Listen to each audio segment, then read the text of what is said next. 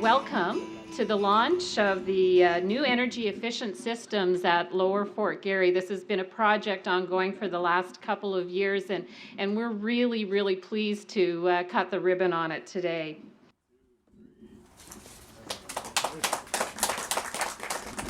At a National Heritage Site like this, Parks Canada wants to maintain the traditional look of the original site, so in this case from the 1900s. But behind a scene like this, there's in fact a great deal of energy use. There are the facilities for the visitors. There's a need, of course, to heat buildings in a cold Canadian winter. And so today, Parks Canada unveiled a new energy efficiency initiative here at Lower Fort Garry.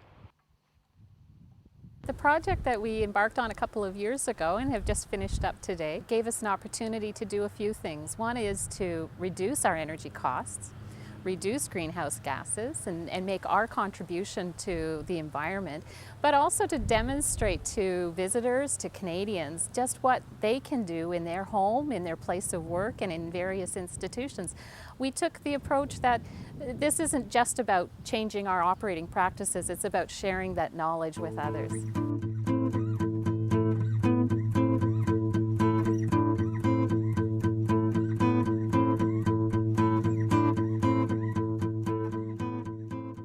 This is not the biggest energy reduction technology for our site. It generates about 5 to 10% of the electricity for the building.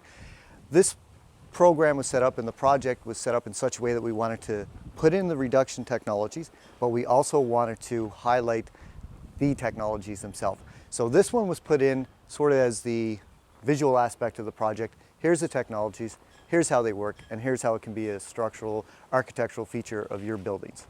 And we think we've done something here that, it promotes the technology, it shows responsible management of our sites, and as well, maybe it'll have some people think, this is great, maybe we'll incorporate it into either our commercial aspects or even to our homes. And it's all a means of getting the technology out there, promoting it, and showing leadership on behalf of the Government of Canada.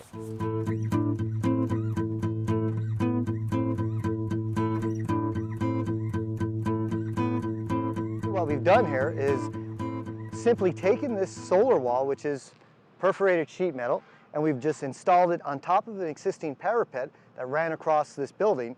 And what you see here is the actual void. So the void you're looking at is probably about 6 to 8 inches, and it's simply, air comes in, we heat it up through natural convection that occurs, and we move it through our air handling units and into the building. The amount of heating requires depends on the outside ambient temperature. It's great from an operations point of view. The cost isn't that much, and the total amount of savings you get on energy reduction is great. This is probably our second highest energy reduction piece of equipment that we've installed under this project.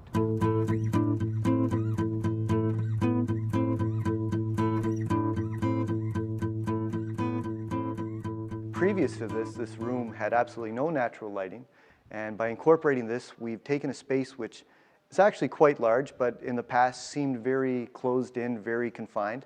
And by incorporating these vertical light tubes along with the windows and the opening out to our photovoltaic patio, we've really opened it up and given it a very nice, natural, inviting type of feel to the site. The beauty about this system is what it allows you to do is light a room naturally with a fraction of the amount of energy it would take for conventional lighting using electricity. The only electricity we use here is to open and close the butterfly valve that's actually in the light tube that allows us to adjust the amount of light. It's a fraction of what it would take to light up a room with conventional lighting. It's not the biggest reducer of greenhouse gases or energy consumption, but it allows you to incorporate a nice green feature with a very nice ambient effect into your home office building. The overall life cycle of this it can go for 30, 40 years. So if you look at the cost of getting lighting out of your house to a certain extent, the savings on the initial capital cost of this over long term, it's just very attractive. From a financial point of view, from an architectural point of view, it's a great feature, and just from a comfort point of view, it's a great feature for a home application.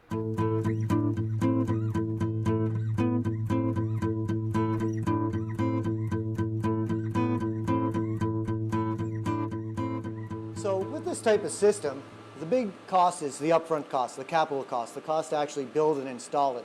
And what happens is you'll see a huge reduction in your heating bill because you're not relying on conventional gas or electricity to heat or cool your building. So for this type of project, the payback on these heat pumps is about 8 years because we're going to be reducing about 80–90% of our heating load. We still have some need for some small electric heating, but that's to supplement this system where possible. So for a homeowner, you could look at a possible capital cost of, say, $10,000, and if your annual heating bill is, say, $1,000, 10 years, you paid this system off. You basically then have free heating and cooling for your building and for your home for as long as you maintain the systems.